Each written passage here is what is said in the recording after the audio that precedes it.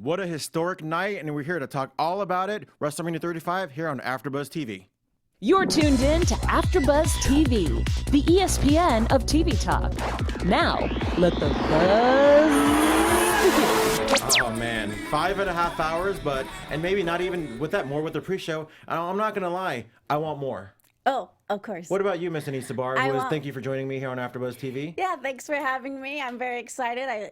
This whole WrestleMania weekend, or should I say week, has been amazing. You had the Access, you had WrestleMania, then you had, the other wrestling shows that are non-WWE Hall of Fame. It's just a great experience to go. I've never been, but it was a perfect night, and I was just so happy all weekend. And it's crazy because it's kind of not even over because Raw and SmackDown have become more NXT? No, I'm saying like this upcoming Raw and SmackDown, I guess you can say NXT because it has a little bit of the matches before NXT that they taped on TakeOver that we still have a lot more to go. Yeah. At least 5-6 hours of just brand new wrestling content of the whole WrestleMania weekend. I'm excited. We're going to talk so much about it. I know it just ended, but thank you for joining us here on AfterBuzz TV. You can listen to us on iTunes, SoundCloud, on YouTube. Thank you for watching. Thank you for listening.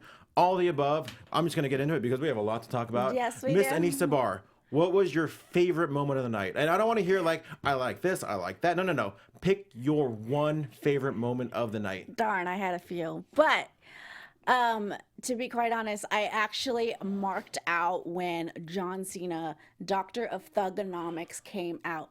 When they showed the video package of the greatest baseball player, Babe Ruth, I was a little confused at first. Everybody that I was with, I went to a WrestleMania party, so I was a little confused. We were all confused. We're like, okay, what does this have to do with anything? And then when John Cena came out, I was the only one marking out. Everyone's like, oh my God, are you kidding? And then I kind of looked back later on, WrestleMania 22, he did a promo package kind of like that, but the old school mafia style with the black and white. So, when John Cena came out, it bring me back memories because I remember, obviously I was about 10, 11 years old when John Cena first came into the business. And I was around that age when he was Doctor of Thugonomics. And of course, we're at a different period of time now where he can't say certain things.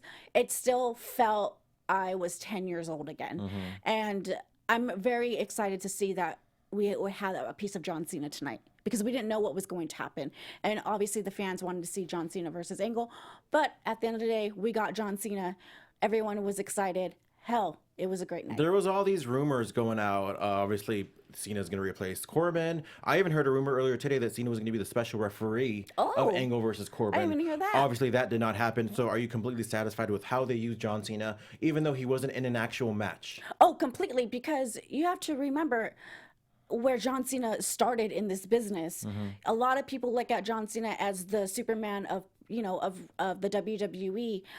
No offense, Roman Reigns, but John Cena did not forget where he started, and the fact that he did this was completely, to me, amazing and brought back my 10-year-old self. Isn't it crazy? And I don't think this is going to be John Cena's last WrestleMania, but isn't it crazy how, even if it is, let's just say it is, because obviously he's doing movies and very successful ones at that, that his first WrestleMania, even though it wasn't on the main show, it was on the pre-show where he did a battle rap where he kind of talked smack about Fabulous and Jay-Z, kind of a similar now, full circle. Now he's, pretty much did it the same to Elias. So Right. I'll get into my favorite moment of the night in a little bit because it's probably going to be our second topic of the night.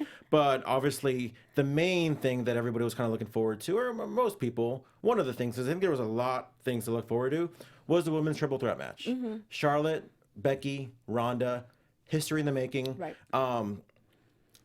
It's weird to ask this question to a woman because I don't want to make it feel like, oh, because you're a woman, you have to like it, No. But what was it like for, as a woman to be a fan growing up and seeing the women main event for the first time? Definitely not the last time. Right. So this is where I've been asked this question a few times outside of, here.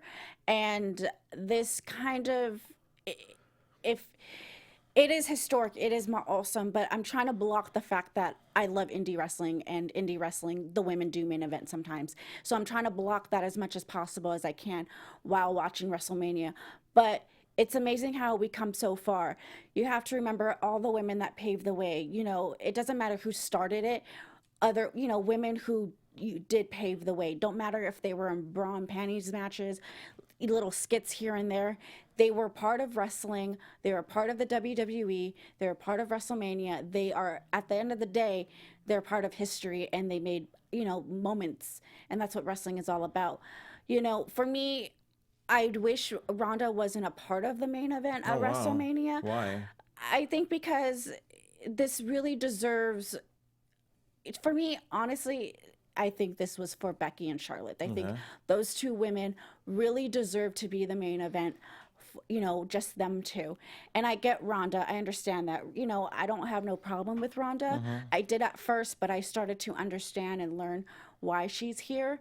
So for me, I did get that part of those moments where we saw Becky and Charlotte only wrestle, and that was just awesome and amazing to me. What did you think of the actual match? Because I think a lot of people, I personally, I loved it. I love the match. I love the finish, just because I'm a big fan of finishes that really come out of nowhere. Right. What did you think of the finish? Because I everyone loved was like, it wait, too. that's it? I loved it too. I love being confused and not sure, like, was that a mistake? Was that legit? Those are those moments where people can, you know, remember. And you have, you know, a lot of people don't forget that when you're in a triple threat match, you know, a lot of things goes. I mean, I'm glad that they brought the table out. I'm glad, you know, every bit a part of this match, each of those women were scratching and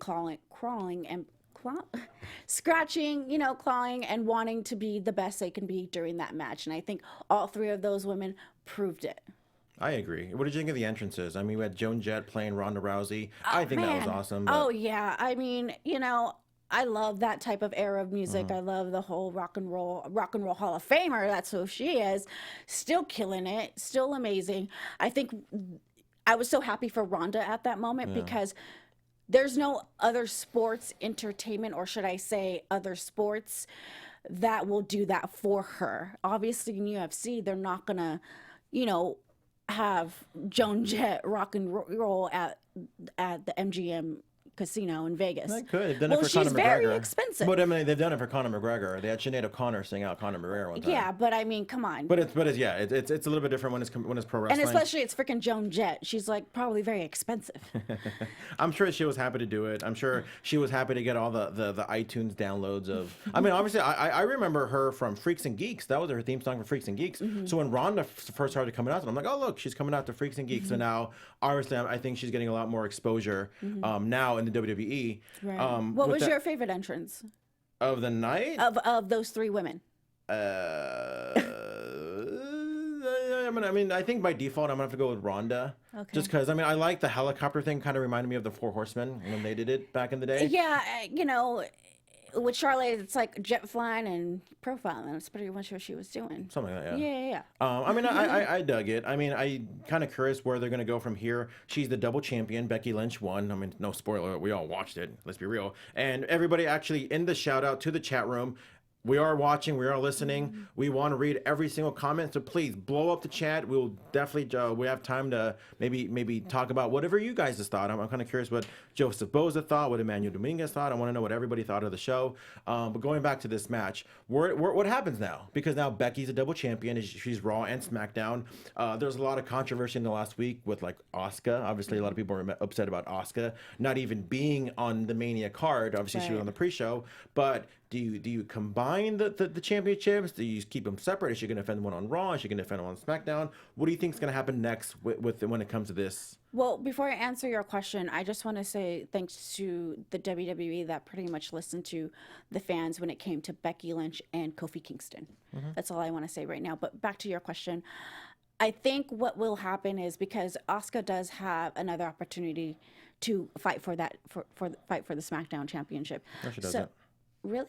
How? Why? There's no rematch clauses anymore. Don't you watch the product? There's no. Yeah, they got rid of the rematch clauses. Like when the whole like blah, blah, blah.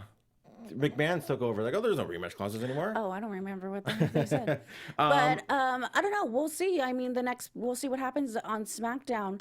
What will happen? I mean, I hope Asuka, has that opportunity to pretty much go after for the SmackDown champion, because I do think they pretty much stole that one from her. But that's just me. I agree. We have Joseph Boza. I know he thinks he's gonna drop one of the belts soon. Yeah. So we'll see how that goes. I mean, I don't think they're gonna vacate one. And one of the people in the chat thought they were gonna vacate one. I don't think that's gonna happen. I like Becky being kind of the face. I mean, obviously, she's probably the most over. Reports are saying that she was the #1 merchandise seller. Right. I mean, obviously, it's funny. You think of the man, something so simple. Like, I'm curious what graphic designer thought of the man T-shirt. I mean, it's like the 316s T-shirt. I know, it's something so simple. It's very simple. It's just crazy how that happens. Personally, I'm happy for everybody involved. Mm-hmm. I think this was the right call. With that said, I would have liked. Thank you. What I would have liked, different time. I would have liked to see Kofi close out the show. I think that in the last couple weeks, that was more organic. I was afraid that Kofi Kingston championship win was going to get interrupted by like a Snickers commercial or by clips of Access. That didn't happen. I'm happy for him. We actually have a friend of mine on the line, former AfterBuzz host, a very dear friend of mine, one of my favorite people in the entire world. Mine too. You can turn the stream down a little bit. But again, one of my favorite people, PCW Ultra commentator, New Japan PWG ring announcer, Christian Cole. Woo! Can you hear me, Christian Cole? Hello. Yes. Hello. Hello. How are you, Christian? Hey, what's going on, guys? You are here in your old stopping grounds of AfterBuzz TV. It's me, myself, and Anissa Barr. Hey, Anissa, George, how are you? Hi, Good. How are you? So we're gonna get straight to it. What did you think of the show? Oh man, it was an awesome show. I mean,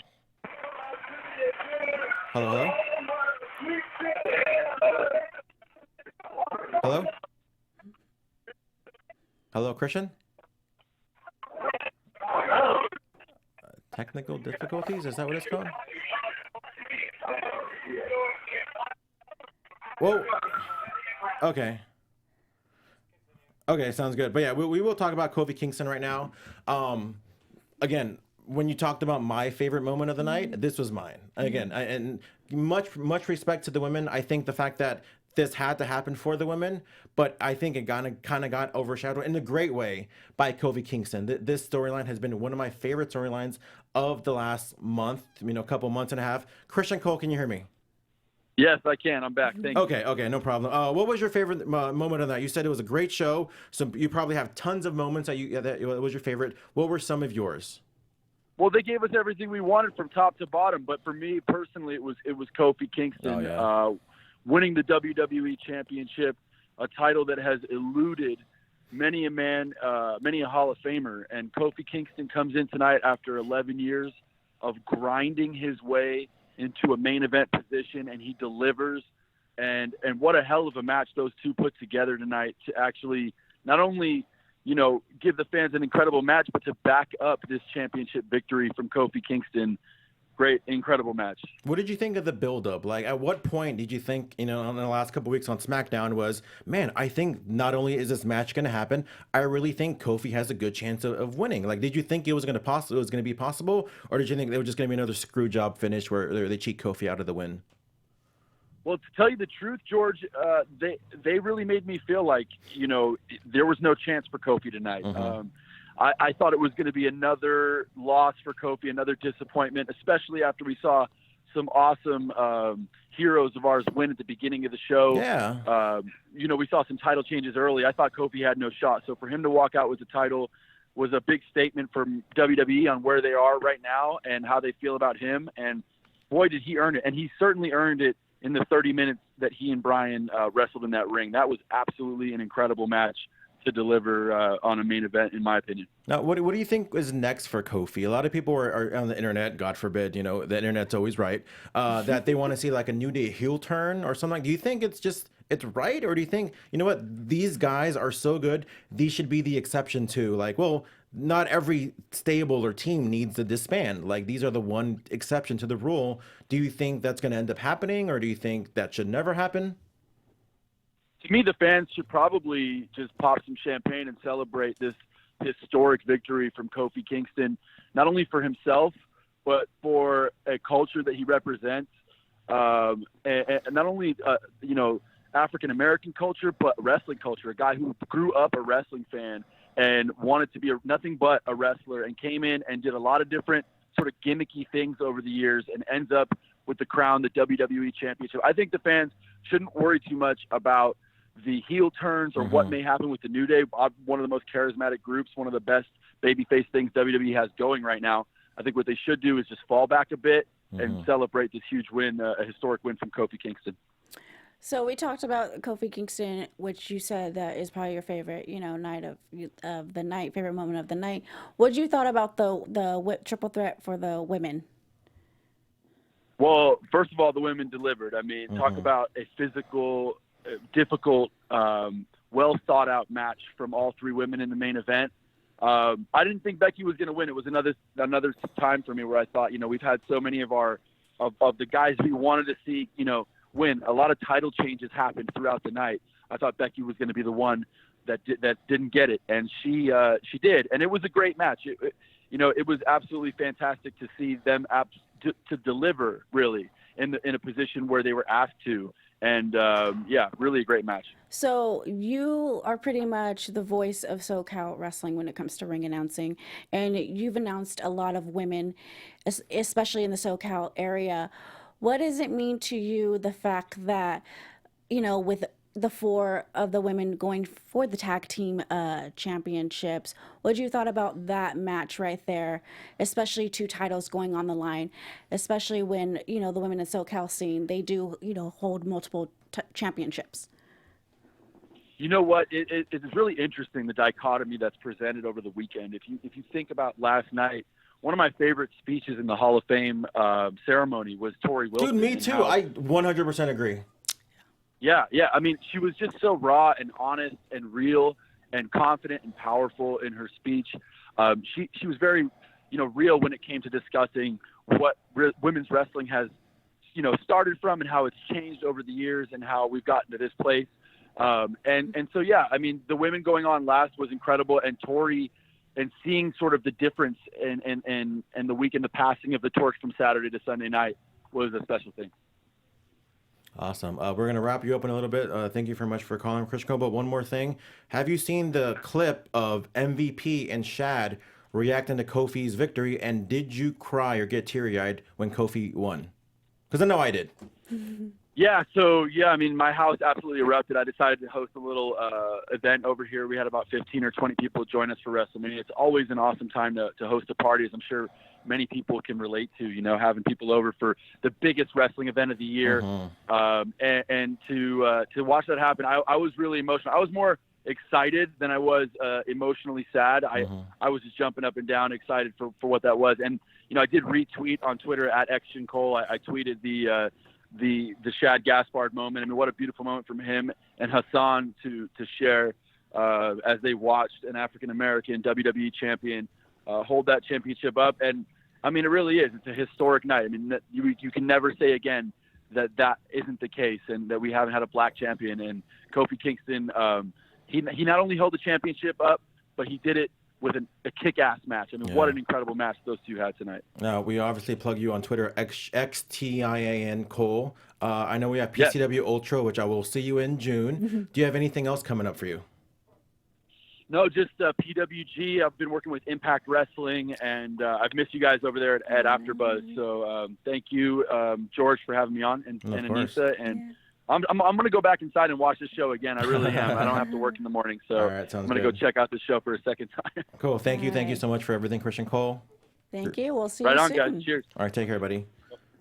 So just to kind of go off his sentiments, like 100% everything about Kofi Kingston. And I know I don't want to get too much into maybe like an underlying issue, because I don't want to, make up something that maybe isn't really there. But when he says like people like us, like I don't look at it as a black or white thing. Like I look at it as guys like Kofi Kingston, who's been busting his ass for 11 years. Maybe they saw him as like and I don't want to sound cliche, but like he really was a B+ player, you know. With Daniel Bryan, I think it's a little bit different because we all knew that like he was the best, you know what I mean? Like somebody like him, but I feel like they saw Kofi as somebody who, oh yeah, he's a good hand, you know. But like really, like we didn't. I like that the fans really got behind him because it's like, wow, I didn't know I loved Kofi this much. I think it's because, you know, when, you know, Xavier Woods said this in an interview that pretty much he told Vince, hey, let me put something together. If it doesn't work, then you can fire me. Yeah. And that's what he did. He put, you know,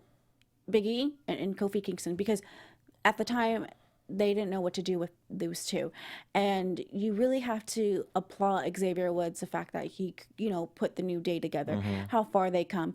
And not only that, if this wouldn't happen, we wouldn't know what would Kofi Kingston's status at the WWE would be.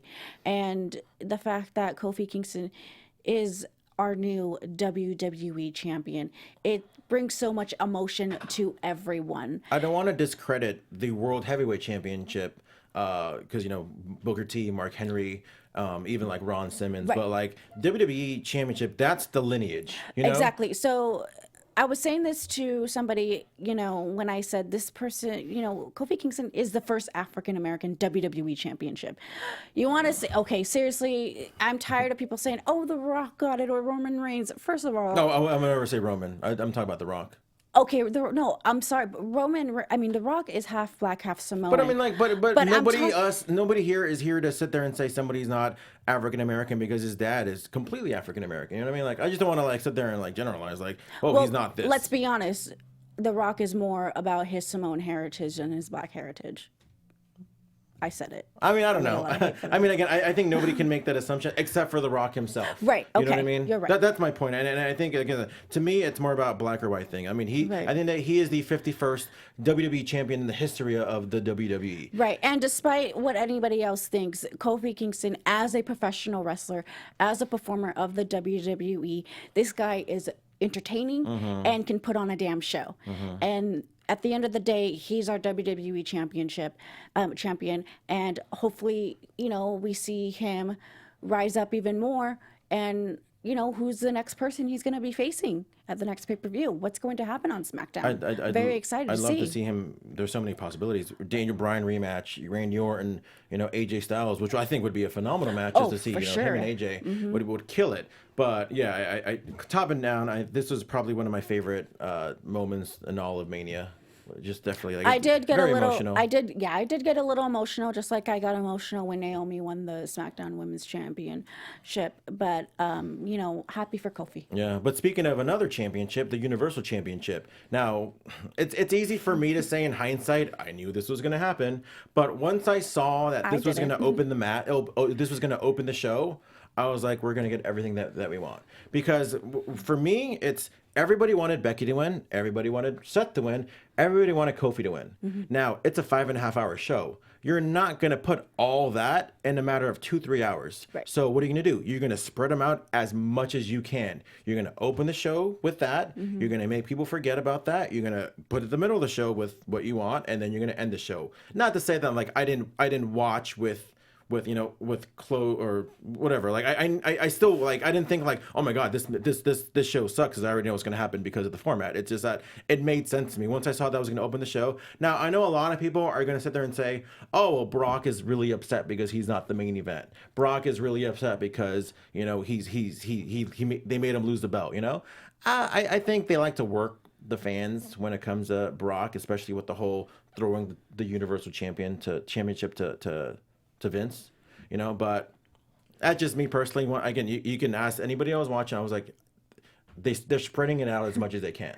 Right. I mean, I was shocked at the fact that they were putting that as no, the me first too. title. Absolutely, I was like, what? absolutely. I know I read something on the internet, but that like AJ and Orton was going to open the show. So I thought that was going to be the first match, and it coincidentally was the second match. But again, once I saw it, I'm like, there's no way that Brock wins right now. They have to like spread out everything that everybody wants. Because again, you can't just put them back to back to back. Right. You know what I mean? From like a production standpoint, like why would you do that? Yeah. You know what I mean? So what did you think of the match? I know it was kind of like, and by the way, I did say it was going to be a quick match. But what did you think? Like, I mean, obviously we're all fans, so we're all rooting for Seth. You know what I mean? Nobody wants Yeah. to see Brock Lesnar, and especially after the comments that Rollins has made in the last, Right. a couple weeks or so about Brock being selfish and bad for the business. Like, where you're like, finally Brock isn't the champion. Yeah, what you mean, Seth? Yeah, I was happy for Seth because now we get to see the title more, and we get to see the title pretty much being on pay-per-view shows, every single pay-per-view show. But I also think like the internet is saying, who knows if it's true or not. Brock, maybe the reason why Brock Lesnar dropped the title is because he's going to be training for his UFC fight. That's happening in August. And that takes, that makes total sense. At the end of the day, I'm always going to be a fan of Brock Lesnar. I'm going to root for him in the UFC. I'll root for him here and there in WWE, and that's the beauty about pro wrestling. You love, the heels at one point, and then you hate them in the second point. But overall, this match, I think they rung the bell too long. Like them trying to ring the bell, like that was just like, come on, hurry up and do it. Because I was confused. A lot of people were confused. It's like, did they already ring the bell? Did they not? And right then and there, when they should have just done it right away. Hey, ring the bell and then get the match going. I enjoyed the match. It shows how much Brock Lesnar can actually kick anybody's ass, and pretty much doesn't really care. Okay, so you said you enjoyed the match. Yeah. I have a friend, Sean, that said the match sucked. Now, maybe, was that your expectation for the match? Because you hear Seth Rollins WrestleMania, you automatically think maybe he's going to steal the show. Well, maybe because I like violence when it comes to, wrestling. So I don't want them to be, injured and be gone for 6 months, but I like to see, a little intensity in the match, throw them outside of the ring, maybe do something. I enjoy those type of matches because it makes me believe and feel in that match. I'm a little torn about this match, to be honest with you. Are you sad the fact that Seth Rollins is champion? No, not at all. I'm ecstatic. Okay. I just thought the match itself was going to be a little bit more exciting. With Brock Lesnar, I'm not a fan, but his matches are all the same. You beat him up, suplex, because especially with the way they kind of built it when the match first was announced, and they even said it on TV, against bigger guys, you tend to be the same formulaic. But when you face smaller guys like Finn Balor, like Daniel Bryan, those matches are, realistically, those matches are a lot more exciting. And they even kind of said it on TV where, like, you tend to, they tend to be a lot closer when it's a smaller guy. So I'm like, cool, we're going to see a match that's going to be on the level of a Daniel Bryan, of a Finn Balor. We didn't see that. So with this match, I honestly thought at one point when Seth was giving him a curve stomp, he was gonna jump up just like the Randy Orton spot, and catch him, but catch him, F5? and That would have been badass. That would have been badass. I guess we didn't see that. Exactly. There's a lot of spots that people with this pay-per-view should have taken those spots, spots, but. Overall, I'm happy that Seth is the Universal Champion because we now get to see what's next for Seth Rollins. We all know supposedly Dean Ambrose might be leaving, but does this mean that maybe he's not leaving and was like, hey, I want to go for that title? Because Dean Ambrose has only been a WWE Championship, but he hasn't been the Universal Champion. I think he's gone. Sorry, I know you're a big fan of Dean No, Ambrose. I hope he is, and I'm gonna get a little emotional. Dean Ambrose is pretty much, I've been watching him since 2009, and that guy pretty much saved my life when it comes to personal reasons. And I have his indie name tattooed on me, so I want to thank Marie for telling him when she met him at Access. And if Dean decides to leave WWE, I hope he either takes a break for a few months with wrestling and heals his body up and maybe come back, or hell, go back to doing what you love, and that's death matches, and go to CCW. So I don't know. We'll see what's next, and tomorrow anything's possible. Anything is possible. Maybe we might see like a farewell match between them. But because speaking of farewell matches, we had Kurt Angle versus Baron Corbin. This was kind of, I don't want to say controversial, but a lot of people didn't think this was going to happen. But guess what? It happened. I won $5 from a friend because I thought this match was going to happen. Obviously, Cena didn't happen, which we already talked about. No Taker. No Taker at all for the first time since WrestleMania 2000. Yeah. No Taker sighting at all. Well, I mean, on social media he was citing, but he wasn't on WrestleMania. Who cares what we didn't see on WrestleMania? But I mean, I didn't think the match was bad. No, I really didn't. You know, you got to give props to Kurt Angle for doing that moonsault. Oh man. You know. And I think because of that was so like poetic because we always remember Kurt Angle. I think he hit the moonsault like one time and he broke Bob Holly's arm one time. But like he always usually missed on that, especially the big cage, moonsault where he missed. But right. He usually missed that moonsault. So that kind of like, that was kind of his downfall. But again, I didn't dislike this match. I didn't think it was like obviously best match because I think that was Kofi Bryan. But I didn't think this match was bad. No. I think it was great. I think the right person won. I didn't think it was bad at all. And I think and I was asking a friend because I was at a party and we were like talking like, oh, I don't like what they did with Corbin. I'm trying to explain to him like, do you miss back in the day when there were clear-cut baby faces and clear-cut heels where you'd boo the heel, because they would do nothing, nothing good. You're like, yeah, I miss those days. Introduce you to Baron Corbin. Because that's what essentially a heel is. Like the fact that you don't want him to be cool. You don't want him to be funny. You don't want him to have cool moves because guess what? He's not trying to be cheered.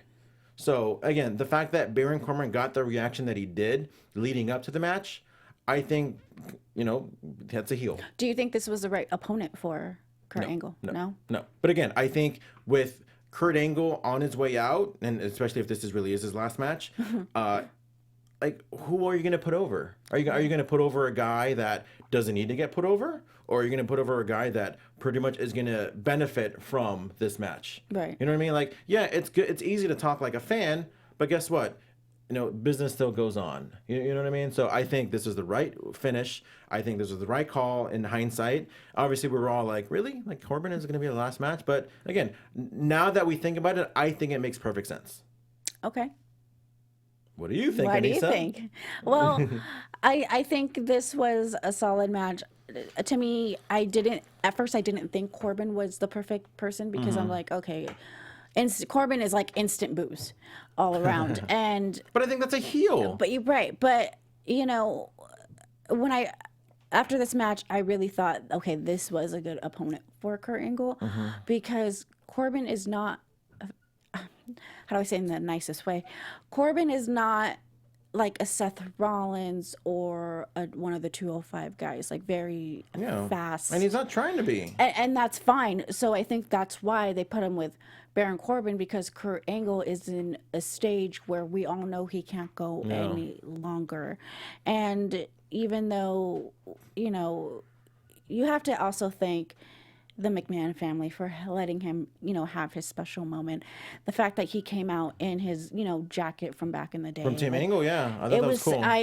And the medals. And it was, maybe another perfect moment was if he would have had Shelton Benjamin, walk him down the aisle with him. So overall, I enjoyed this match. I thought this was a really good way for him to go out.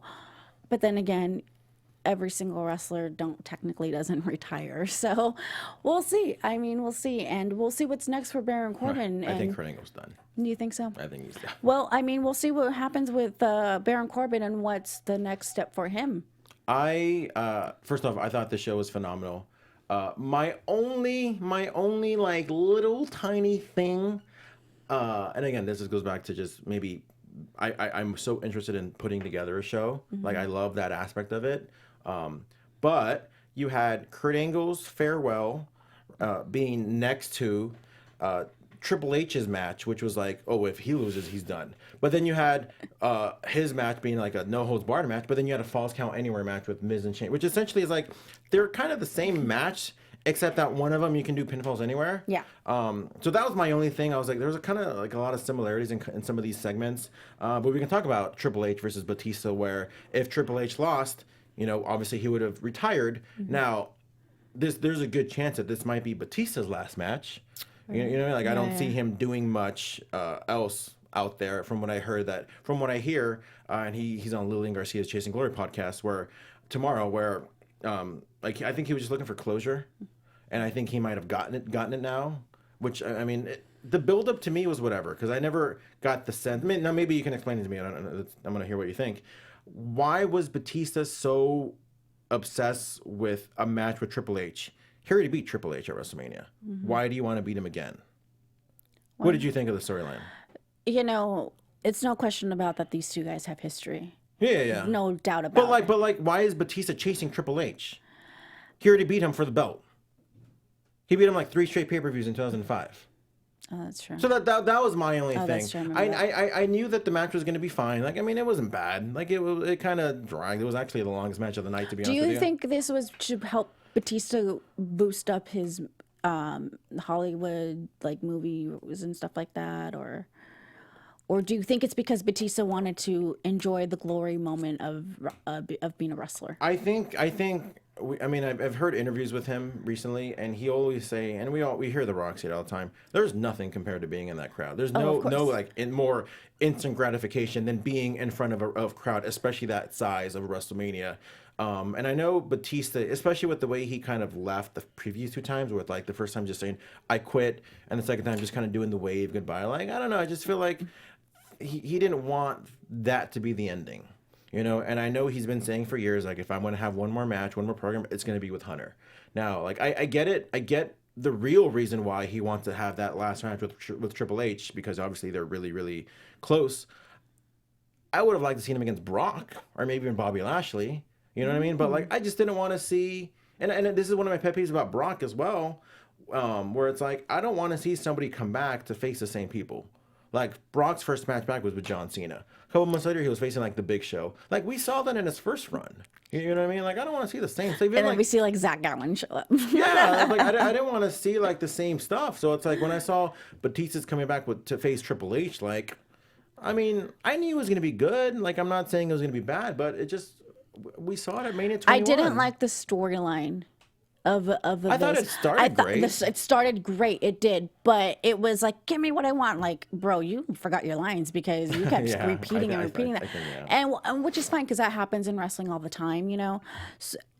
So, for me with this match, I enjoyed a little bit, you know, the spot where he pulled out his nose ring, and I'm like, does that come really? You're gonna? I thought the booking of the match was weird in the beginning. Hunter was more heel-like as opposed to Batista being like the victim. Yeah, I thought it was weird. Yeah, I think it's because because Triple H is so close to Ric Flair. He was like, yo, like that. Ric Flair is like probably a father figure to him, even though his father's still alive. Mm-hmm. You know, they have that special bond. So maybe he wanted to hurt him so bad and feel the pain that he felt when he saw Ric Flair being dragged down backstage at Raw. And there was a lot of good spots of this match. I enjoyed, first of all, Batista does not know how to take a pedigree anymore. Homeboy, don't. I think it's time for Batista to just end his run. I think he's done. Knowing what I know, I think he's done. I think he's completely fine with his last match being against We're Triple now H. getting to the point where some of these wrestlers that started in the early 2000s, some of them can't keep up, and there's some of them that can't anymore. And, you know, a lot of people may agree with me or not agree, but I think Batista just can't do it no more. And I'm still happy for him. He's still, you know, doing movie roles, you know, doing the Marvel movies, and becoming very successful in this entertainment of Hollywood. So I'm very happy for his success, but, you know, at the same time, like, wrestling, you know, is there, but your time is done. I'm always curious about some of these wrestlers, and even us as fans, where what do we want to see with closure? I think of Bret Hart as like the perfect example, as in like after '97, he obviously retired from WCW and just retired wrestling because of everything, stroke, everything happened, you know. But no matter, even though we knew he wasn't going to wrestle, we were all like, man, I want to see him come back to WWE. Why?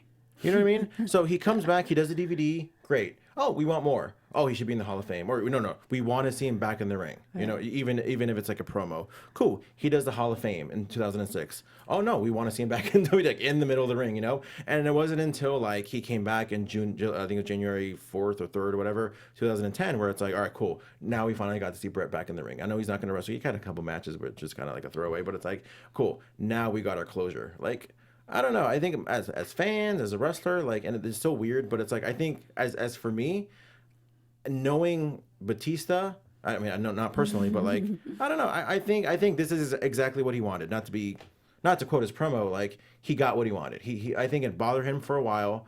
Now it's like, I got my match with Hunter. I got to go out at WrestleMania. Cool. I'm good. You know, now I can dedicate my time for Hollywood. Right. So, well, good luck to Batista. So yeah, again, we mentioned the Falls Count Anywhere. Now you had the No Holds Barred featuring a McMahon, which was, you know, kind of again, I thought it was kind of weird that like both McMahons that wrestle, obviously Hunter and then Shane, Well, kind Hunter's of in the not same a match. McMahon. He really is. He's a Helmsley. But he really is a McMahon if you really think about it, especially with the way that things are going about him taking over the company, which I'm fine with, by the way, considering how perfect of a show NXT TakeOver was. But you had Shane McMahon and The Miz, which was a Falls Count Anywhere match Now, this one went all over the place. I mean, Shane has kind of been known to kind of steal the show at Mania. Were you satisfied with what we saw from Shane McMahon? Hell yeah. I mean, I do the after show for Ms. and Mrs. here, and we're now continuing the first season. We took a hiatus. We're now back. And I love The Miz. Not saying because I do the show, but I've been a fan of The Miz for about a few years now. And when I say a few years, because when he first came into this business, I was annoyed by this kid. I was like, oh my God, go away. And a lot of people doubted him and say, hey, you know, you're just a kid that's going to be here for maybe a year or two, max maybe 3. But then you saw him die hard of a fan. Die hard of a fan. He loves it. How passionate he is. Yeah. And I like the fact that, you know, he has evolved and changed a lot of things about him. He is so fun to watch.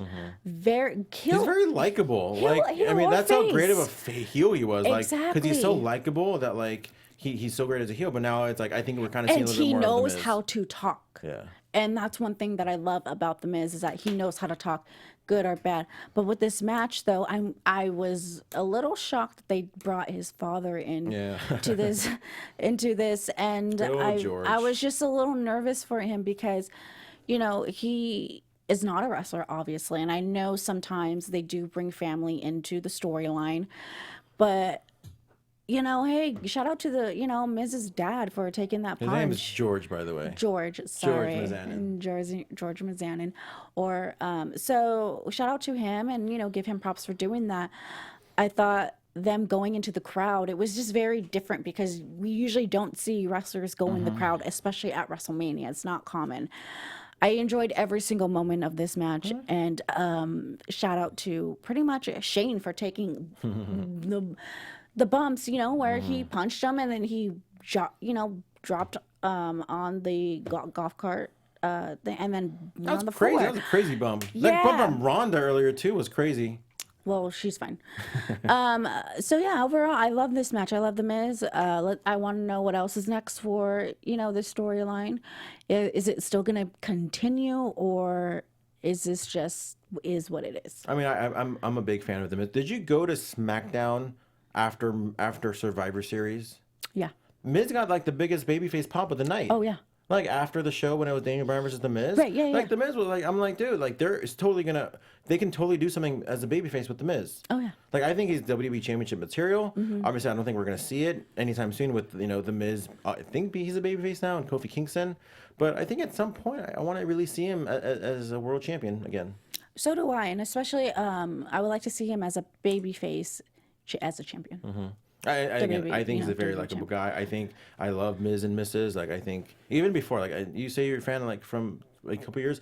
I've always loved the Miz. Yeah, he was a little annoying in the beginning, but like his promos is just what like in 09. Those are what like captured me. Like he would add these killer promos against like MVP. Right. I thought he was amazing. But a match that I personally was looking forward to, and I'll have a little bit to say about this: the Women's Tag Team Championship match. You had God, a lot of people. Iconics, Divas of Doom, even though I don't think you're allowed to say Divas anymore. Beth Phoenix and Natty, Nia Jax and Tamina, and obviously the champions Bayley and Sasha. First off, when you first heard this match announced, were you satisfied with what this match was going to be? Because I remember back in the day, I thought it was going to be Bayley and Sasha against Trish and Lita. Loved it. Then I heard there was going to be a match with like one team from each brand. Love that too, just because I thought it was going to be like Kyrie and Io Shirai. And honestly, I will still go on record and say it might not happen, but I still want to see the Bellas have a tag team title run. But what did you think of the match, and like, do you think that was the right teams for this match? I'm so happy the Iconics won. I listened to their story on the Lean Garcia's podcast, and they've been doing this for a very long time. A lot of people don't think that or know that, but they've been a tag team when they first started, training. And, I liked their outfits, especially, Peyton Royce. She very, paid homage to Eddie Guerrero because that's her favorite wrestler. And I really believe that because these two women, let's face it, these two women are pretty much tag team ever since we saw them in NXT. They were always together. And They got signed together. They got exactly, and these two women really deserve these titles because now other, best friends can look up to these women and be like, hey, if me and my best friend like professional wrestling and we grew up together watching it, we can be like these women as well. I thought, Beth Phoenix was phenomenal. She did an amazing job. I really enjoyed the fact that Brett, did come out and, that was very, very special. I like the, matching outfits. Sasha and Bayley are Sasha and Bayley, and, they're always going to be the first WWE tag team. Because, WWE had women's tag team back in the day, but let's just say, it is what it is. I'm surprised that Nia wasn't involved as a lot as I expected her to be in this match. She, but she looked amazing and beautiful and pretty much badass. But you have to give props to her. She did what she needed to do during that match, and this really shows that women are now taking over in WWE. The chat room not really a big fan of my Bella Twins comment, but and they might not be a fan of what I'm about to say. Is like Iconics. I from an in-ring standpoint, I think they still need a lot of work. I think they are a little step behind. As an act itself, I absolutely love it. Like I know their story. I've heard them on the podcast. Right. I've followed them. George, read it. Yeah, I do read the comments. I follow them. I love their journey. It goes back to like their match at Super Showdown in front of Australia, which I'm sure was super emotional for them. So seeing them, and I tweeted it, I'm like, and I didn't say this to be funny. Yeah. I was like, I really expected the Iconics to cry, like in their entrance, because like I didn't think they were gonna win, to be honest with you. Right. But I just because I know how much it means to them, like they're not just some act that just kind of came in and were put on the pre-show in a battle royal match. Not to say there's anything wrong with that. Last year Peyton Royce was on the Battle Royal, in the pre-show. Now this year, like they're featured not only in the match but actually won, and I'm a big fan of that. Of like when people get legit emotional, like Sasha, Bayley, like all those people, where it's like it really means a lot to them. Like you hear a lot of like smart marks, even like maybe some wrestlers be like, oh, belts are just props, oh, belts don't mean anything. They're just they're given to you, this and that. Like wrestling's fake or wrestling's just all scripted. Like I'm not telling you're wrong, but like for you to say like, that might mean that to you, but don't speak for them. Especially if they're not in the business. And that's one thing that bothers me because like all these people, I both know. Hate to cut you off, but like a lot of people say like, oh, Hall of Fame means nothing. It's not a real Hall of Fame. Tell that to guys that got inducted to the Hall of Fame, because I'm sure it means a lot to them. Right. So you are no person to speak about them. So seeing the Iconics, like knowing how emotional it was for them to be the champions, like these are like the tag team champions. Like, yes, we maybe saw a small incarnation of it in the late 80s, but like this one's here to stay now. This one isn't going to go anywhere. This one's in no danger of being vacated or defunct. This is here to stay. And for the Iconics to be who they are, best friends, like really like their journey is like all together. Like, man, like to me, there's no better story for the team than them. You know, they didn't come in like Revival are one of the best teams ever, but like they didn't come in like as a team. They came in as singles, and they're like, oh, cool. I think we might fit as a team. No. The Iconics, like their team, like I mean, they might go their separate ways in the future, but they know for a fact that this is theirs to say, regardless of how I feel about their in-ring abilities. Like they are just a phenomenal act. They deserve it. They are great. They deserve everything that one of my favorite moments of the night. Well said. And I hope that, back in the day we saw TLC with the Hardys, Christian, and Dudley Boys. I hope we get to see a women's TLC match I know for we the saw. tag titles. I know we saw a women's TLC match for the singles for the SmackDown Right. Women's, but I agree. I think at some point we should see. Because without a doubt, if you want to compare these women to the 90s of tag team, they're similar but also different, and it's not. And I don't mean about gender. I mean about their wrestling skills. So I hope we get to see more tag team matches like TLC, or just to basically a basic ladder match for the titles. Man, and even with the Iconics, like, and I say these things knowing that I know they're getting better every single week. Like I love their promo. Anytime they talk, I don't know if it's just the accent, but just like their whole demeanor. Like to me, I am fully invested anytime they have a microphone, every time they have an interview, every time they have a promo. I love it every single time. But another fatal 4-way match we saw on Mania was for the SmackDown Men's Tag Team Championships. Aleister Black, Ricochet, Shinsuke Nakamura and Rusev, the Usos, and the Bar. Yes. Now, another 4-way match kind of reminded me of WrestleMania 20, where you had two, 4-way matches for the tag belts for the Raw and SmackDown belts. I know they weren't called that back then. But Yeah, whatever. well, but we saw it. I'm sure I can speak for you automatically, where Okay. we love seeing Aleister Black and Ricochet make their WrestleMania debut. Yes. Obviously we both follow them on the Indies. Me more so Yes. Ricochet. I wasn't really too familiar with Tommy End on the Indies, but I did follow Ricochet a lot. Well, neither did. Same with you. I followed Ricochet's career when he did PWG, and by all means, if you want to see old school Ricochet, I say go watch old school Ricochet PWG versus Leo Rush. Those two guys always kill it. But we, follow, you and I follow his career PWG, and then Lucha Underground as so, and then Aleister Black. Aleister Black is just like something about him I just love. And I wasn't super familiar with him when when he first came into NXT, but I did my research and I'm like, oh, okay, now I get it. And just watching his old matches a few weeks ago on PWG, this guy is just his in-ring skill is unbelievable. I could watch this guy every single day. And, I love the fact that he's true to himself, and I love everything about his entrance. I wish I could have an entrance like that. Everything he believes in, whatever he believes, I totally, enjoy and love. And Zelina Vega, you're a lucky woman, because, they're just, a powerful couple. But with Ricochet, I like the fact that these two are a tag team, and these guys don't need to wear the same, clothes, outfits. I'm a big stickler for that. But they don't need to, because they are just amazing. I mentioned that earlier to a friend. I'm like, I hate when because even like Nakamura and Rusev, they're not like a real team, I think, but they kind of they did match today. Yeah. But overall, this, and I don't know. I just loved I just love Aleister Black. Yeah, he's like he's my amazing. favorite. And Ricochet. Shout out to Ricochet. Going, doing those. I don't 360, 460. It was a lot of spinning in the air. A nice little fact that I'm sure people have already realized, and this is something that might not ever happen again. Ricochet and Aleister Black, in a matter of 6 days, wrestled for the Raw Tag Team titles, the NXT Tag Team titles, and the SmackDown Tag Team titles.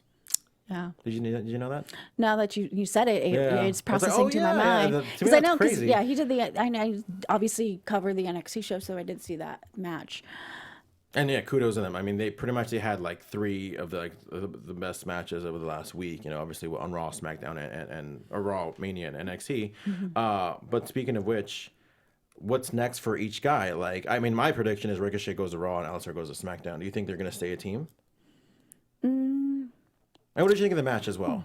I enjoyed the match. I thought the Usos did. I'm very excited the Usos did retain the titles, because I think the reason why they won it because they just signed a multi-million deal. But I try not to look into that too much, Yeah, but I feel like with somebody pops like up the Usos, here and there. once I saw that match was going to happen and not going to be in the pre-show, I'm like, the Usos have to win. Like, Right. the fact that they were in the company for so long without a Mania match, a main card Mania match, and they barely got it last year, and they got squashed by the Bludgeons with the New Day. Like, they deserved to have that Mania Definitely. moment. Like, they deserve to go over. They're one of the top 3 teams in the entire world. I don't care what anybody says. Mm-hmm. Yes, the number 1 are the Bucks, but I do think like the Usos are like up there, like with the revival. Like, top 3 teams are those 3, Right. and those guys need that moment because they deserve it. Right. Regardless of if they sign or not, like they deserve it. It's that simple. Like, they've killed it every single time they're on TV. And I did like Shinsuke Nakamura's outfit. It was very very stylish. What do you think about Nakamura? Now, again, another thing is like he won the Royal Rumble last year. He was Mania against AJ Styles for the WWE Championship, and now he's one of 8 men for the SmackDown tag team titles. I think they just don't know what to do with him. I think that's why they just throw him in with Rusev. They don't know what to do with it. Or they just Because- have too many people on the roster. Well, okay, let's face it. How many freaking Japanese wrestlers do they have? And how many? Handful, if that. Despite NXT, So just one. 2. Who's the other one? Asuka. Oh, that you meant men. I was talking about men. No. Yeah. But it's like Shinsuke Nakamura. They signed him because he was the top of the freaking guy of New Japan Pro Wrestling, and within a few years of him being there, he's in a position where he's not even the top star anymore. And same thing with Asuka, So I just hope that we get to see Shinsuke Nakamura back on top of, SmackDown again and maybe going after the championship, because Nakamura is so entertaining, even though he's a heel. Kofi versus Nakamura. Why not? I love it. I know. There's so many The, possibilities with Kofi as champion. Japanese style versus American style. There's so many possibilities with Kofi as champion. I love it. Another guy that might, I think. And I guess Lana's not salty anymore. The fact that they got, Rusev is going, is that WrestleMania? Cannot stand Lana.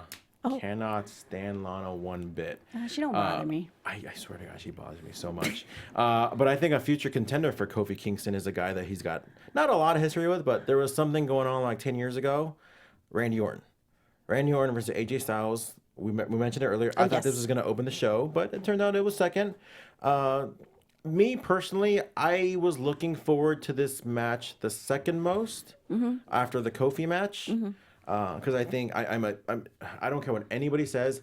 I love Randy Orton. I think he is so good, and just like as a wrestler who's training, like I watch him all the time. I think he's so good, so crisp, so fluid. AJ Styles, enough said. I liked the match a lot. I didn't think. Oh man, it's just so hard because this Mania was so good. Like there were so many possibilities about like what can be the best match of the night. These guys didn't disappoint in my opinion, but like there was so much good that I feel like this match got lost in the shuffle amongst so many good things. Do you think it's because maybe the way they were placed in? No, I think it's because of Kofi. Okay. Yeah. What do you think about the storyline? I loved it. I love the storyline. I thought it was just between 2 guys. And again, I will say this all the time. I say this about all the time on almost every show that I'm on. I think what the women's revolution needs is a match between 2 women at Mania, not for a title, no gimmicks, no Playboy pillow fight, just 2 women who just want to see who's better. The men have that all the time. Why can't the women have that? You know what I mean? So I feel like with the women, the only match we saw in Mania with the women on the main card was the main event. Like where was I know both belts were on the line, but like, and the women's match, but like they were both for championships. I want to see 1-on-1, woman versus woman, who's better. AJ and Orton got it. You know what I mean? I don't know. I just want to see that at some point. But I liked the match. It was really good. I was invested. What did you think? AJ Styles pretty much proved that the indie guys are here. The indie guys are taking over. And, I hope with storyline that knocks some Randy Orton, in the head, like, yo, you guys had your time. And it just made me so happy because I do like Randy Orton. You know, I like that guy since he debuted back in, you know, back in the day. And I've always been a fan, you know. But when it comes to, I'm a soft side when it comes to indies. I really am, because I see these guys' career in front of my eyes at event shows, and I see them where they come from. And, you know, AJ Styles has worked his ass off for so many years to make it to the WWE. Doesn't matter how he got there, he got there. And I think he pretty much proved the world that, hey, I'm freaking AJ Styles. I worked my ass off for more than 10 years to get here. And I did it because I wasn't related to anybody. I did it because I love this business. And I did it. And he got so much exposure in the indies when he freaking came out. Everybody knew who he was. Of course, he was in TNA for a very long time. But still, after that, he went to New Japan Pro Wrestling, became part of one of the biggest factions over there, and still became relevant and is relevant today. And I applaud for AJ for, you know, showing that, hey, the indie guys, you know, are here. You mentioned, do you think if it was maybe on too early? Just because previous Manias, we saw Brett and Owen open the show, steal the show. We saw Rey Mysterio and Eddie Guerrero at 21 steal the show. It wasn't the best match of the show, but it was like one of the top two against with Angle and Shawn. So I think the placement of the match has nothing to do with it, because if you want to be the best match on the card, it doesn't matter what match placement you are. You're going to be the best match of the card if you want to have it. And just again, there was so much good tonight that like it's just hard, because like different stories, and like I was so invested in the Kofi story that like I just couldn't wait for that match, you know? Right. And for me, I was more invested into AJ and Orton because, you know, because of the indie scene and all that fun stuff. But one thing that I really would love to have seen was if AJ going on top of the rope and then, you know, doing the forearm? When he jumped on top of the rope over to get Randy Orton in his move, he could have RKO'd him outside of the ring. That spot. That would have been that would have been really dope to see. But, you know, overall, these two guys did an amazing job. Really enjoyed Randy Orton's entrance, the Viper on top and the snakes. Thought that was really cool. A fun fact, Randy Orton actually owned a python when he was in high school. Yeah. I was a very psycho big fan when I was like 13. And you mentioned AJ Styles being a TNA guy. Another TNA guy. Man, like, I'm not going to lie. I'm just going to flat out say, like, if you would have told me that Ray and Samoa Joe would have had the worst match of the night at a WrestleMania, it was too quick. It was too quick. And I mean, again, it's just what they're given. I'm sure when they put the match together, they're not like, let's have a 1 minute match. Do you think it's because of the things that we heard about Ray's ankle? Maybe. Do you think that's why they did it? That crossed my mind. You know, obviously we didn't really see him limping, but it's good to kind of mask it maybe like 5-6 days later. I feel like it was a waste of Rey Mysterio's I feel like outfit. I feel like it was a waste of Samoa Joe all over. Like if you would have thought like, man, like Samoa Joe was healthy 2 years ago. He wasn't on. I mean, after NXT, he was healthy 2 years ago. He wasn't on the show. He was healthy last year. He wasn't on the show. Now he's healthy and he has a 1 minute match. Like, I don't know. It's like, to me, that kind of like reminiscent of Daniel Bryan. Do you think they hyped up this storyline way too much? I think it was a wrong match to have. First off, I thought it should have been Ray versus Andrade in a hair versus mask match. That's just me. I mean, but then again, I get it. Maybe I'm wrong about how they book Mania, but with Mania, if you have like 12 matches, right? Because I thought we should have saw Hardy versus Usos. Right. I thought we should have Ray versus Andrade. If you have all we've seen them wrestle so many times. Not in a hair versus mask match. And come on, we know who's going to win that. Yeah. and at Mania, like, I don't know, I feel like it would have been even better than what we saw on SmackDown. But again, this is maybe their defense, and where you have all these Mania type build up matches, right? Hardy versus Usos belongs on Mania. Ray versus Andrade, in my opinion, belongs at Mania. So if you have like 12 matches that belong on Mania, from a business standpoint, why would you put it all in Mania?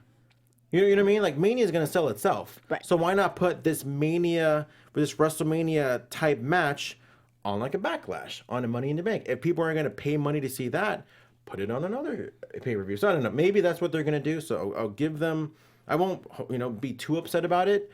Even though I think Hardy's Usos was totally for the bill. But again, I'll give them a pass. Still, by default, it has to be my least favorite match, the Mysterio Samoa Joe, because we did see like one or two cool moves, but obviously a waste of an outfit.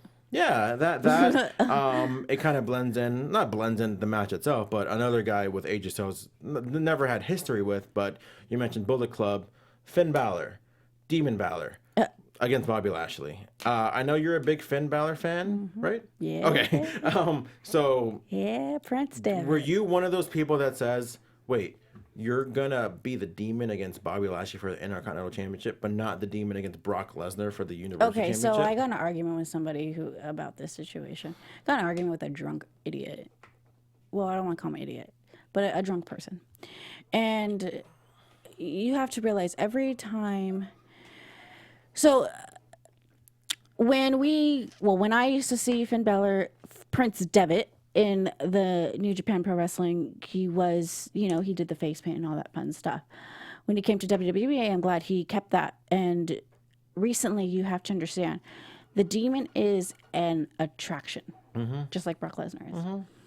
And you have to understand that if you have Finn Balor become the Demon every time he's going for a championship, it doesn't really bring excitement to the build-up. No, I agree. And for me, every time Finn is the Demon, he wins the he wins. And obviously he wasn't going to win with Brock Lesnar, so they probably didn't have him do that. Yeah. But, Finn Balor, just amazing at what he does. I hope he's okay. That spot was a spot. But, for me, I enjoyed this match. I'm very happy Finn is the IC title, champion. We'll see what goes. I hope this ends their storyline because, to be quite honest, I'm just pretty much over it. And we'll see what happens. And, shout out to Bobby Lashley. He got, some new eyes. I'm not going to lie. This was the match I was looking forward to the least, or one of the least. What? I don't know. Just the buildup was like, I don't know. It just felt forced. Because of the...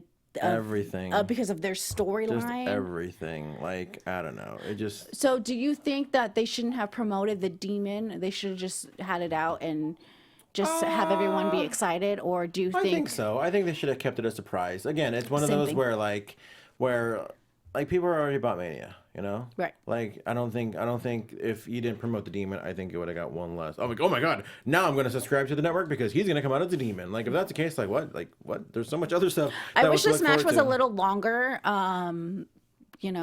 Just saying. Yeah. I thought it wasn't bad. Definitely a lot better than its SmackDown counterpart of Rey versus Samoa Joe. Yeah. But speaking of Raw, you had Roman Reigns versus Drew McIntyre. To me, this match was everything I expected it to be. I wasn't disappointed. I was bored. I wasn't bored, but I wasn't like, oh my god, this match is exciting. I think to me, this is hard. I don't want to say hard to predict because it's like you don't have Roman Reigns lose so soon, but he's not going to be undefeated just because he battled leukemia and won. At some point he's going to have to lose. And I don't know, I think it kind of sucks for Drew because he can ride such a high momentum where it's like, yeah. I mean, I get why they had the match, but I don't know. I would have liked to seen Dean involved, to be honest with you. Me too, but John Moxley might be coming around. So you weren't really excited with this match? I didn't really care for it, to be quite honest. I was just a little bored of it. I didn't even like the whole storyline of it. I didn't like the fact that they had to put, his cancer into the storyline. I mean, I get it for certain purposes, but I just wasn't really a fan of that, because for me, as I do have a heart condition. I had, multiple heart surgeries. And if, I had the opportunity to become a professional wrestler and do all that fun stuff, I wouldn't want that situation to be even though it's a part of me, I would, just it's a little weird. I don't know. But I wasn't really into the match as I thought it was going to be. But overall, I mean, happy for Roman, you know. Thank you. What did you think of Alexa Bliss as the host? I thought she did great. I liked her outfits. You know, she looked very, you know, beautiful in all of those outfits. I really thought green was very her color. I thought it was a very interesting that she didn't bring out more legends. Yeah. You know, What did you think of Hogan? It's okay, you can say it. This is the platform to say whatever is on your mind. I don't care for Hogan because I didn't grow up in that era. I wasn't even a thought of in the 80s. So I wasn't even born in the 80s. So I can't relate to Hulk Hogan. I can't relate to Ric Flair. I could only relate to the guys in the Attitude Era in the early 2000s. So with Hogan, I mean, I'm sure a lot of people were very excited to see him. I was excited to see Nash and Razor Ramon. Oh, yeah. That was amazing. I'm like, yo, that's I used to watch you guys when I was a little kid. It looks like we have another old AfterBuzz alumni on the line, another wrestling fan. I know he's a big MMA guy, but this isn't an MMA after show. This is a WWE after show. J10, are you on the line? George Hermoza. J10 716. You're keeping me up way past my bedtime here. Now you're gonna call me. Oh. You're on the West Coast, so you're fine. How's everything?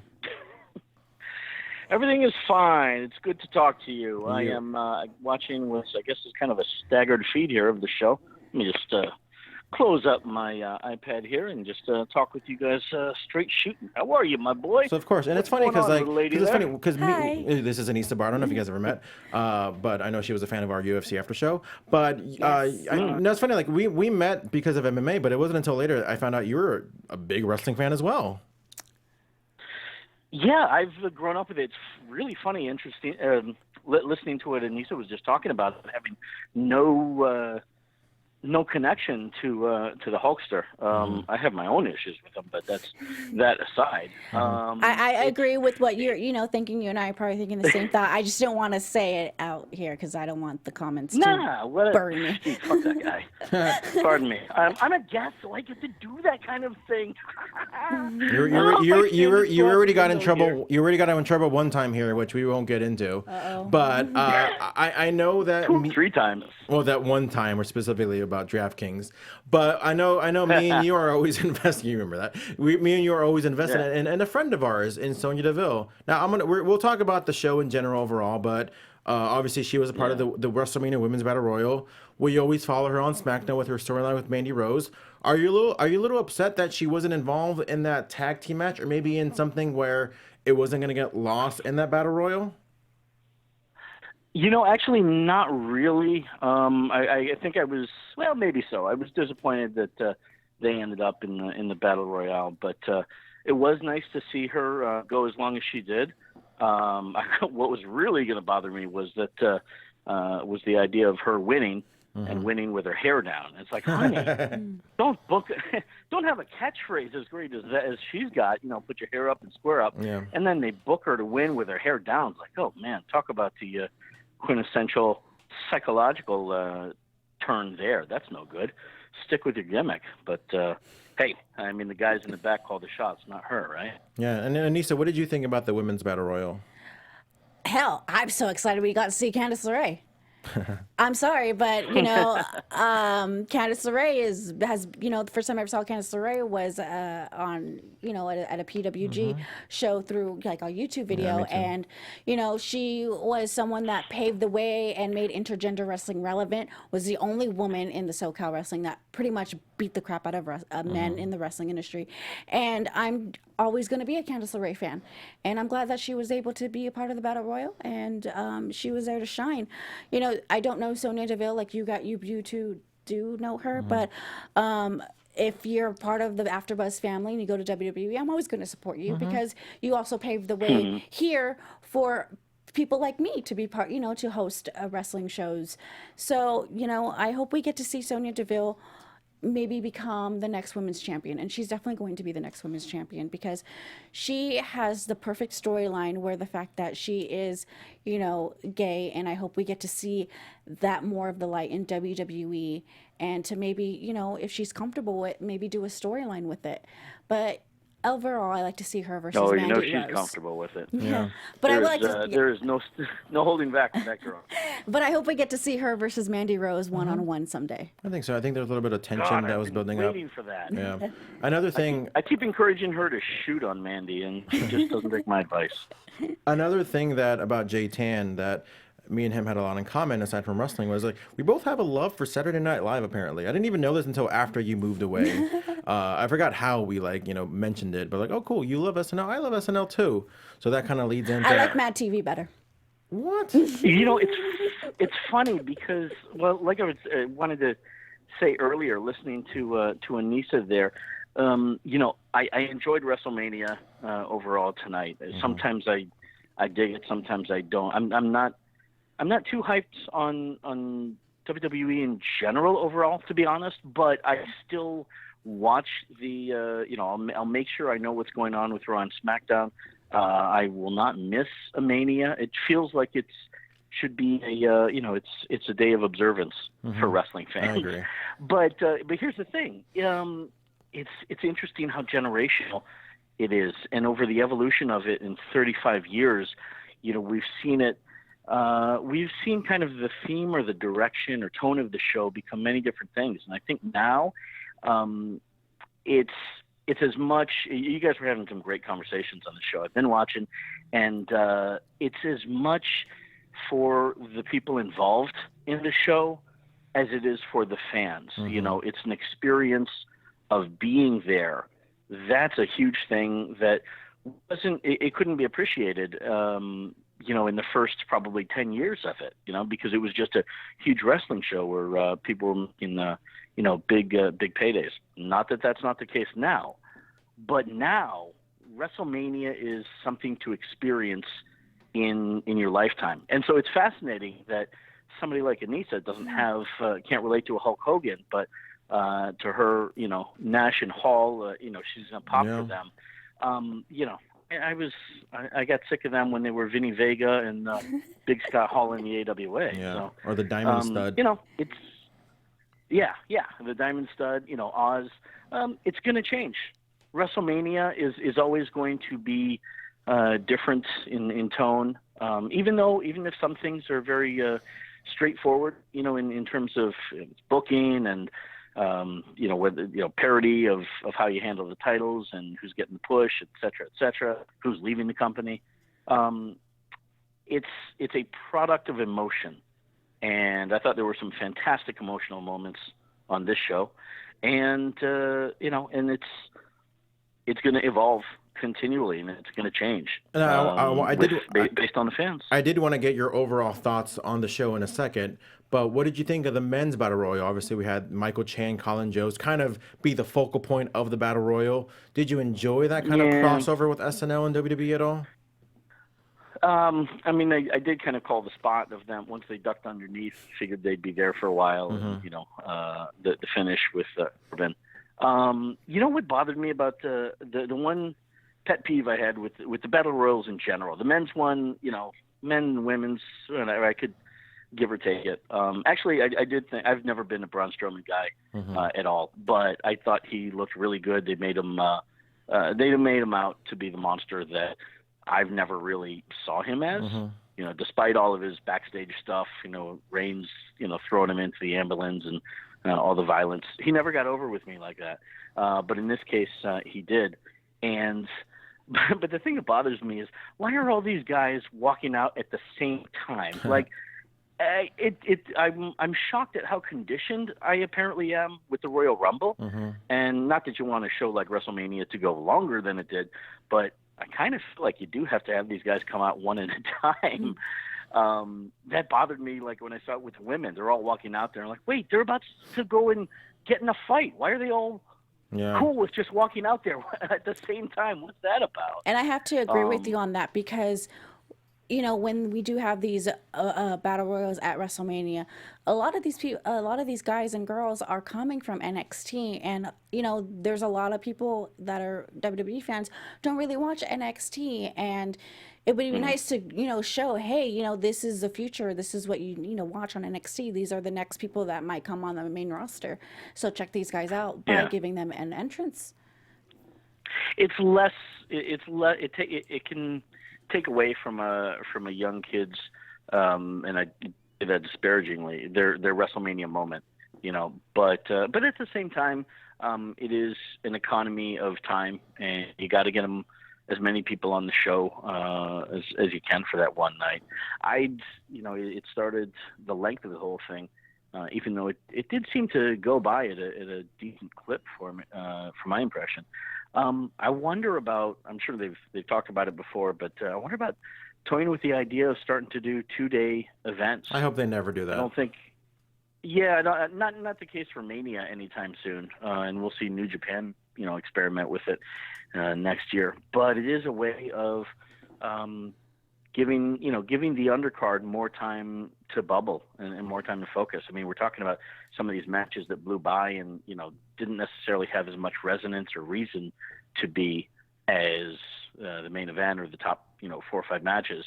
I could have given without AJ and Randy, and you guys didn't like Joe and Mysterio. You break it up over two nights. Some people are gonna be pick and choose, and it'll be a little bit easier for them to do to pick what matches they want to see live. Other people are going to be so nuts about it that they're going to spend on 2 days, and that's another potential for a bigger payday for everybody. Maybe. I would think. WWE's not going anywhere, so they always have time to experiment. But what was your favorite moment, or maybe moments of the night? I mean, it was a long 5.5 hour, without the pre-show, 5.5 hour card. Do you have like a moment that were like, man, like this really got me emotional, or this really was one of my favorite? The Kofi win. The Kofi win was big for me. And here's the funny thing: it wasn't. I haven't been following that storyline much. I watch WWE for Daria. That's like I said, I'll catch the storylines, but she's the one that I like watching on TV the most, obviously for loyalty reasons. But the Kofi thing, man, I know what that meant to so many people. And your conversation with Cole, who is just a pain in the ass to negotiate with. When I was booking Scorpio Sky in 2014 for the University of MMA, oh my God, that guy just kept asking for more and more and more, and he got most all of it. It killed me. Don't try and do business with that guy. He just he is going to take the shirt off your back. But the conversation that you guys had with Cole, I think it's this. The underdog storyline gets just about everybody every time. That's a large part of what that was. I think it means more on top of that to African American fans, Black community, whatever you want to call it. So that was doubly sweet. But yeah, that was an awesome feel-good moment. I enjoyed the main event. The craziest spot for me, and I know there were a lot of insane bumps, stuff that probably didn't need to happen, but the one that, I kind of was surprised by the most really was Bobby Lashley's dive through the ropes. I don't know what it was about that, but like that one freaked me out even more so than Miz and Shane doing their suplex plunge there. There was something about, maybe it was a camera angle, but something about seeing a guy of Bobby's size, just drill through the ropes like that. That freaked me out. I'm glad. Looked like he landed better, at least probably not too injured. Hopefully. J10 at 71 or at J10 716. We're gonna wrap up in a little bit. When are you coming to Los Angeles? That's a good question. You will be among the first to know when I do. Possibly later this year. I'd like to. I miss it. I miss everybody down there. I'd like to come down and we'll see. Yeah, when you come hopefully back, later on this you'll year. have an open invitation. We'll even maybe bring back the UFC after show for one night only. Well, there's so many of those shows. We'll definitely Lesnar be able is to do one, going to whatever be. Yeah, maybe we can cover Cormier Lesnar over here. How about that?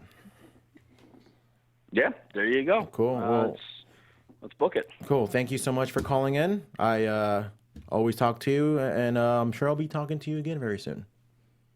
Darn tootin', man. I'll be around. Anissa, very good to talk with you. Thank you. Hey, you You guys too. come on up sometime. You like Indy. George, here's your assignment. Get her up here to Seattle. Defy Wrestling has, I got to say, Defy has really You live helped in me Seattle? find my love for. I'm up here in Seattle, and Defy is every bit as good as you read it to be. I've heard helped of me Defy. really- What's that? I've heard of Defy. Oh yeah. They've helped me find. I go as a fan. I'm not involved with them in any way, but Defy has their audience is very special, and they've helped me. I hate to use the Shawn Michaels cliche, but I found my smile for wrestling again. What a mark. Like I'm really What a mark. enjoy it again. What a mark. It is what it is, man. What Well, can you say? thank you so much, Jay. We'll be talking soon. Mm-hmm. All right, you guys take care. Thank you as well. That was fun. That was fun. We're going to start wrapping up, so we only got 2 more matches to talk about. Yes, we What do. did you think of the Tony Nese Buddy Murphy match? I'm going to be quite honest. You didn't watch it. No, I was listening to it. Well, I'll watch it. I thought it was a great match. I mean, I'm a big fan of Tony Nese. I was and on Buddy my Murphy. way to a WrestleMania party. It took me about over an hour to get there because I live far. And I was just listening to it. I love Nigel McGuinness on commentary. Just I just love the way he talks on commentary, the way he makes me feel about these matches on 205 Live. Very happy for Tony Nese. Got a little. He's from the area, too. Yeah, exactly, and Tony Nese really, really deserved this championship. Yeah, I mean, From what I was hearing. great match. Obviously, the cruiserweights never disappoint. Another guys that were from the area that got their big win, and this is one of my favorite moments of the night too. Yeah. Zack Ryder and Kurt Hawkins. Heck yeah. Like, I mean, he was at 0-261. The streak is over. Yeah, I mean, that's so cool. I mean, my only beef with the match is like it had zero build up. Like Ryder and Hawkins, I don't even think have been on Raw in the past like month. So like suddenly they have a tag team championship match like at Mania. Like, I mean, that kind of like takes me a little bit away. But And I think everyone's new favorite wrestler is Dash Dash Wilder. Wilder. Yeah. But again, for this I match. think the match was great. Again, I thought the fact that it didn't have any build up, I mean, maybe obviously it helps that they were in their hometown. That they got a big reaction for Hawkins. Again, Zack Ryder just a couple years ago, he was like complaining about he never heard his theme song. I know he heard it on the first and the beginning of the match and then the end of the match of the ladder match in 32. Now you got to hear it in the beginning, and now you got to hear his buddy. And the fact that they train in the area with Mikey Whipwreck, I think it was called New York Wrestling Connection. With they train together, and then they got this big victory in front of 80. I mean, maybe 75,000 people. I think people were still kind of coming in, but still, it's still pretty cool to see them with that big victory tag team championship. definitely, match. especially as when they first came into the business, as we all saw them as edgeheads, and to see how much they've grown, especially with Zack Ryder, going to storylines with John Great Cena. weekend for him too. Yeah, going to got engaged. Got engaged to my favorite women's wrestler. Really? You like Chelsea Green? Oh, girl. I mean, Oh, girl. Oh, sorry, wow. but Wow. Chelsea Green. You don't understand. You don't understand. I gave Chelsea Green like the You mean coolest. Megan Miller? No, Chelsea Green from Impact. Megan Miller? And I know who you're talking about. Okay. No, but ever since Chelsea being a part of Impact and being a hot mess, I just fell in love with her, and she's just somebody that I think a lot of people are going to be excited to watch when she makes. Were you her there NXT when she was at PCW? Yes. One of the nicest girls. Oh yes. She was super nice. She was at Bar Wrestling multiple times, and I gave her an idea. Maybe she should do half and half on a pin of Crazy Hot Mess and Chelsea right, Green. yeah. And then at All In, she designed her outfit as Crazy Hot Yeah. Mess, and so I was like, oh my god, I feel so cool. But congratulations to both of them. I'm very excited for them. Chelsea Green, did this WWPC, talked about her first date with Zack Ryder, how she did not want to pretty much go on the date with him, and she ended up doing it, and then 2 years later she's still with him. So congratulations to Zack Ryder because and Kurt Hawkins, because the streak is over, but now what's next? Honestly, I think they're going to lose it to the revival tomorrow. Do you think so, or do you think they're gonna go on They're going to lose a it winning tomorrow. streak? They're going to lose it tomorrow. No. They're gonna do the same thing that Zack Ryder happened to him 3 years ago. Do He's you going think to there's lose the gonna? next day. Do you think there's gonna be call-ups? I honestly, okay, we're gonna wrap up soon. I really hope not. Okay. Because there are so many people on the roster. Like, who are they going to call up, and what are they going to do with them? And what about the other people that are on the roster? Like, there's so many people. Like, who are they going to call up? Anybody. Like, who, though? Bianca Belair, I don't know. I love Bianca Belair. But then again, you don't want Bianca Belair to be part of the main roster and get lost. Exactly. Like, So they call up so many people. Like, look at all the people they called up, like, a couple months ago. Right. Like, and again, not talking about Gargano, because obviously that the whole thing happened. But, like, look at EC3. Like, he was just like a small blurb in the Memorial Battle Royal. Look at Lacey Evans. Like, she should have had something, I mean, besides just walking out. You know, like Heavy Machinery is doing her thing. Nikki Cross, like, where's she at? Like, she, you know what I mean? Like, all these people that get called up, like, and then what? Like, even look last year, like, Noah Jose, jobber on main event. You know, I can't even think of anyone else. But it's like all these people that get called up, like, then they do nothing with them. Yeah. Well, before we go, I do want to say congratulations to X-Pac, Sean X-Pac, who is... who does his X-Pac 360 show here on AfterBuzz. You and I both worked with him before, and I never have. You never have? I have never have. Oh my gosh. Met him many times, but I never worked on I the show. had a beautiful opportunity to work with him and for his podcast, and to see him being inducted to the Hall of Fame is very surreal and very emotional, because seeing Sean and knowing him on a personal, pretty much on a personal level, working here, it just made me so happy for him, and he definitely does deserve it. And everybody in the Hall of Fame deserved to be part of the Hall of Fame. China and Tori, and I'm glad we got 2 women inducted in the Hall of Fame this past weekend. It was a great weekend. And again, it's not over yet. It's not over, but we still got Raw and SmackDown. Who knows what's gonna happen tomorrow? We still have Raw and SmackDown. Thank you for coming. Thank you for joining me. Yeah. Everybody in the chat, trust me, I read every single one of them. Ghost 8386. I too am a big fan of it in living color. Keep the conversation going in the chat room, in the comments down below. I think right there should be the comments. Listen, we're going to keep talking about this. WrestleMania is like the biggest event of the year. I love WrestleMania. I think this top to bottom, out of 35, give me 5 seconds, where would you rank WrestleMania 35? At 8.5. No, like from 1 through 35. Like my favorite? No, like where would you put it? Like, oh, this is the 4th best Mania, the 8th best Mania. Like, I don't know. oh man, it's the lightning round. Okay, where can people find you? Where can people find you on Twitter, Instagram, all the You above? can follow me on all social media platforms at Anissa Barr with 3 R's at the end. I pretty much known as the indie girl on NXT TV here at AfterBuzz TV, because I go to all the indie shows here in SoCal Wrestling. I know my wrestling. I'm awesome, and you should just follow me. I also do the Ms. and Mrs. After Show, and pretty much, hopefully, if you're in SoCal area, come to PWG, come to VCW Ultra, come to Bar Wrestling, and let's hang out and enjoy wrestling. To answer my own question, I'd say top 4 best WrestleManias of all time. I think it was a great show from top to bottom, because last year I think it got ruined by Nicholas. G Hermoza, GHERMOZA, Twitter, Instagram. Thank you everybody for watching. Thank you everybody for listening. Again, let's keep talking about it. It's WrestleMania, damn it. Keep it going. See you guys next time. Our founder, Kevin Undergaro, and me, Maria Menounos, would like to thank you for tuning in to AfterBuzz TV. Remember, we're not just the first, we're the biggest in the world, and we're the only destination for all your favorite TV shows. Whatever you crave, we've got it. So go to AfterBuzzTV.com and check out our lineup. Buzz you later. The views expressed herein are those of the hosts only and do not necessarily reflect the views of AfterBuzz TV or its owners or principals.